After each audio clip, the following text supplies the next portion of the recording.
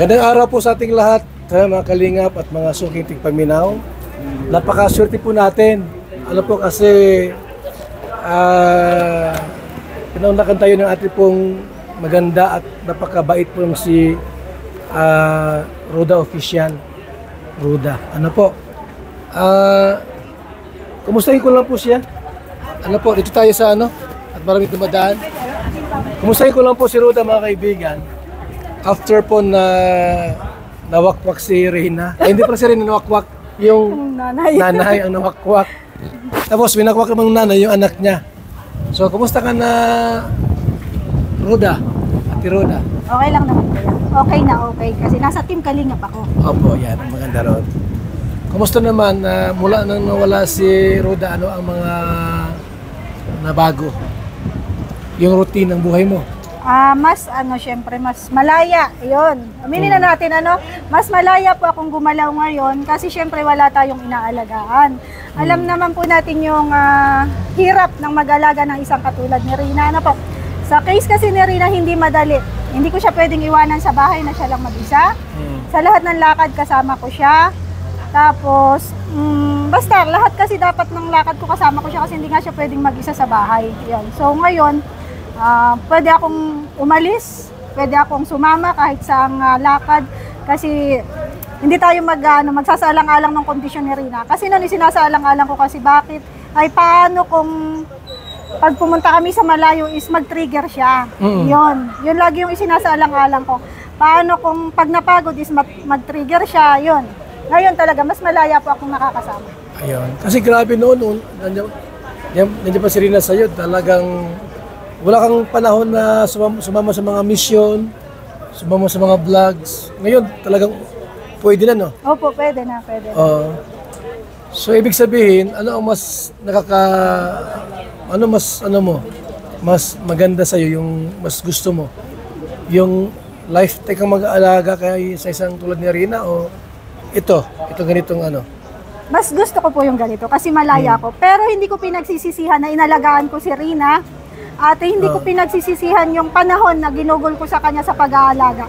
Higit isang taon, ayan, mayroon pong 3 months talaga na straight sa bahay lang ako. Hindi ako pwedeng umalis kasi talaga yung magti-trigger. Sobra po nun yung pagti-trigger niya. Minsan sa magdamag nakaka-4, yung puyat ako sa magdamag. Tapos kinabukasan syempre kailangan kong bumawi ng lakas ng tulog yun. So ngayon, pray tayo, makakasama tayo sa mga mission. Pero yun nga po sinasabi ko, hindi ko pinagsisisihan na naging bahagi ako ng buhay ni Rina. Mayroon bang panahon na naisip mo rin si Rina kung kumusta na? Mayroon ding panahon na gano'n? Yes po, naisip ko si Rina. Ayan, naisip ko rin po na paano kung halimbawa nag-trigger, syempre hindi man po alam ng nanay niya na kung paano pakalmahin. Yun. Naisip ko rin na paano inihahandle ng mama niya. Kasi sa loob halos ng 1 year,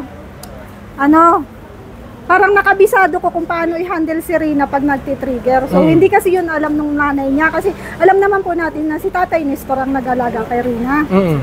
So yun, naiisip ko paano kaya na-handle ng nanay niya. Pero pinagpapasa Diyos ko na lang. And lagi ko nga po sinasabi na nanay naman yun, alam niya kung ano makabubuti sa anak niya. Tama.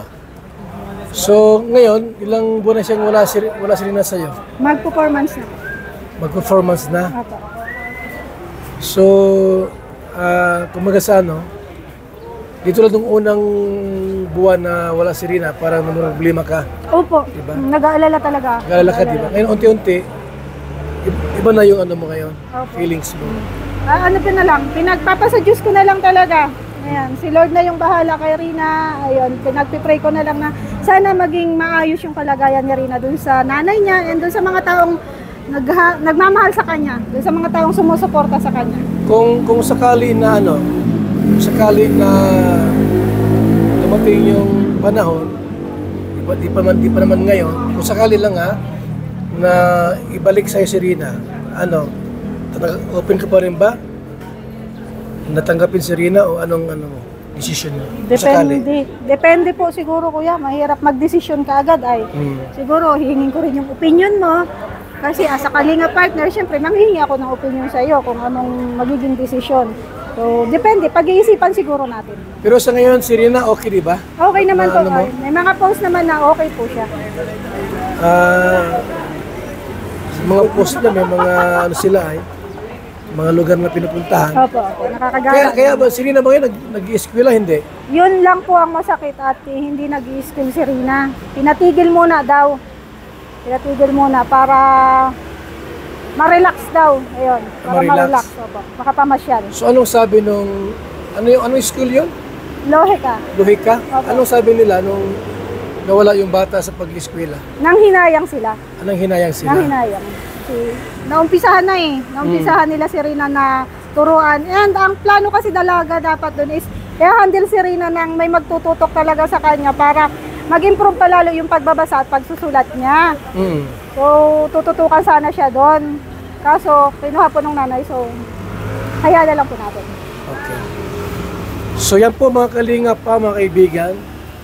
At alam niyo naman po na nung yung bata po na nasa side pangalaga po ni Ruda ay di man niya pinabayaan yun. Hindi na pinabayaan yung bata. Talagang tutok siya sa pag-aalaga. Kaya yung bata po, si Rina po ay unti-unti pong natuto. Di ba? Kasi nalaman din po namin yun nung bago kinuha yun, talagang ano, di ba, ano yung mulat nung bago siya nakuha, ano ni Rina no? Di ata marunong bumasa? Yes, kahit po pagsulat ng pangalan, di marunong. Bago siya Pero ngayon po, papunta sa akin. di ba? Nakakabasa na. Tapos marunong siyang ano, yung makipag sa kapwa-tao. Ganon. Kaya anong huling mensahe mo doon?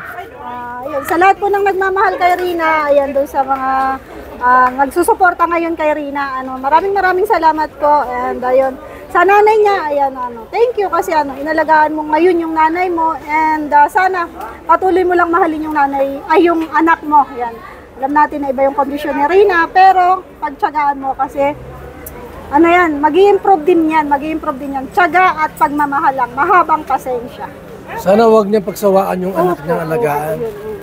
Kasi kinuha niya sa kalingap, dapat lifetime niyang alagaan yung anak niya. Ganyan.